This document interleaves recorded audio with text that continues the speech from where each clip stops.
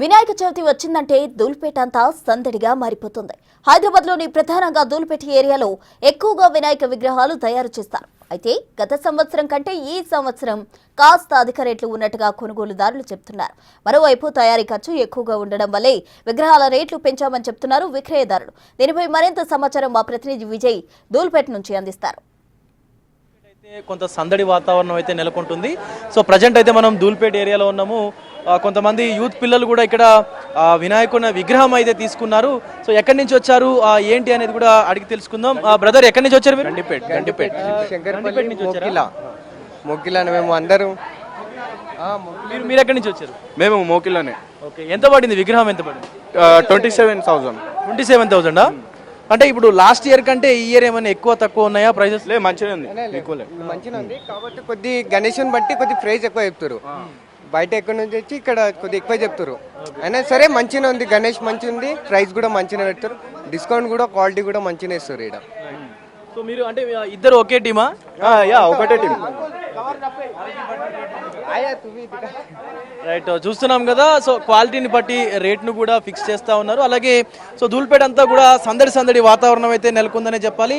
So అందరూ కూడా ఇక్కడికి వచ్చేసి ఇక్కడ ఎక్కువగా ప్రధానంగా పెద్ద వినాయక విగ్రహాలను కూడా తయారు చేస్తారు కాబట్టి సో ఇక్కడికి వచ్చి వాళ్ళు కొనుగోలు చేసుకొని వివిధ ప్రాంతాలకు కూడా ఈ వినాయక విగ్రహాలని ప్రతిష్ఠించేందుకైతే తీసుకెళ్తూ ఉంటారు. అలాగే సో ఆ ప్రతిష్టాపన తర్వాత కూడా పూర్తిగా 9 రోజులు నవరాత్రులు కూడా సో మంచి పూజలన్నీ కూడా నిర్వహించి భక్తి శ్రద్ధలతోటి వినాయకుని కూడా మంచిగా పూజిస్తూ ఉంటారు. సో మనం చూస్తూ ఉన్నాం, హైదరాబాద్ అయితే వినాయక చవితి వచ్చిందంటే చాలు హైదరాబాద్ అంతా కూడా సందడి వాతావరణం అయితే నెలకొంటా ఉంది. అయితే ప్రధానంగా ఇప్పుడు ధూల్పేటలో అయితే సో ఈ రోజుతో పాటు రేపు కూడా పూర్తిగా ఇదే మొత్తం ఈ తరహాలోనే కొంత బిజీగా అయితే ఉంటుంది. ఎందుకంటే రేపు కూడా కొంతమంది ఈ వినాయక విగ్రహాలను అయితే తీసుకెళ్తా ఉంటారు వారి షెడ్లలో అయితే. అంటే వారి ఎవరైతే ప్రతిష్ఠించాలనుకుంటారో, ఎవరైతే వినాయక విగ్రహాలు పెడతా ఉంటారో సో అవన్నీ కూడా వాళ్ళందరూ కూడా తీసుకెళ్తున్నటువంటి పరిస్థితి అయితే కనిపిస్తూ ఉంది. అన్న ఎక్కడి నుంచి వచ్చారు మీరు?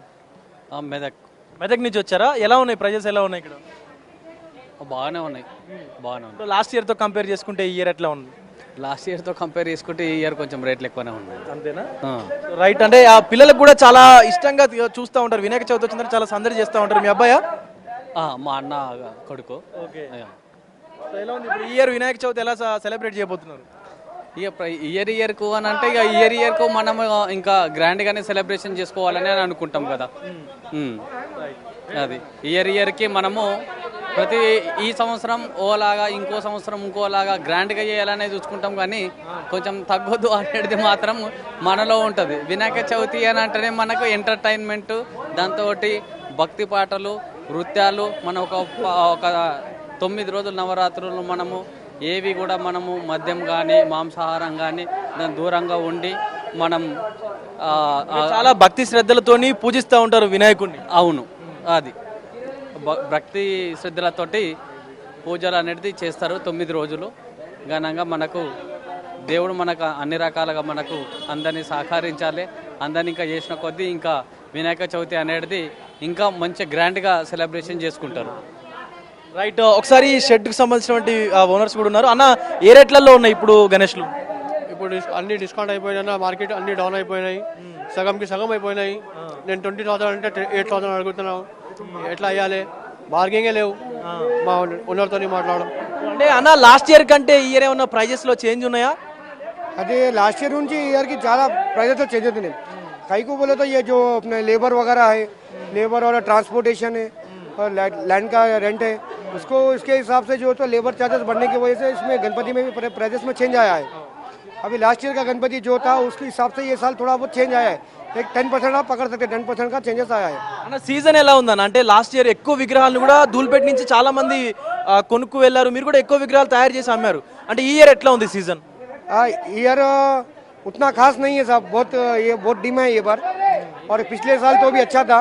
ये साल ज़्यादा विग्रह बनने की वजह से और हैदराबाद में भी जो राजस्थान के लोग आके बना रहे, वो राजस्थान के लोग बाहर से आके बनाने के कारण यहाँ का कारोबार बहुत डिम हो गया. धूलपेट में जितना मूर्ति, जितना कलाकारी हम लोग बताते वो लोग उससे आधा कलाकारी भी नहीं बता रहे. पूरा रफ गणेश बना के बहुत कम दामों में बेच के हमारे को परेशानी हो रहा उससे. చూస్తూ ఉన్నాం కదా, అంటే ఆ రాజస్థాన్ నుంచి ఇతర రాష్ట్రాల నుంచి కార్మికులు వచ్చి ఇటు ఈ వినాయక తయారీలో పాల్గొనడం వల్ల ఇటు ధూల్పేటలో ఉన్నటువంటి చాలా మంది, అంటే సో సుమారుగా ధూల్పేటలో 60-70% మంది కూడా ఈ వినాయక విగ్రహాలను అయితే తయారు చేసి మరీ విక్రయిస్తూ ఉంటారు. కానీ సో ఈ విక్రయించేటువంటి క్రమంలో మనం ఇతర రాష్ట్రాల నుంచి కార్మికులు రావడం వల్ల వారికి కొంత తక్కువ పెట్టుబడి అవుతా ఉంది. వీరికి మాత్రం లోకల్గా ఉన్నటువంటి కార్మికులను తీసుకోవడం వల్ల కొంత ఎక్కువ పెట్టుబడి అవుతుండడంతో సో కొంత లాభం కూడా తగ్గుతూ ఉంది. అంటే గత సంవత్సరంతో పోల్చుకుంటే ఈ సంవత్సరం ఇంకా తక్కువ విగ్రహాలను కూడా సో వీళ్ళు తయారు చేసినట్టు కూడా చెప్తున్నటువంటి పరిస్థితి కనిపిస్తూ ఉంది. కెమెరా పర్సన్ వంశీతో విజయ్ బిగ్ టీవీ ధూల్పేట నుండి.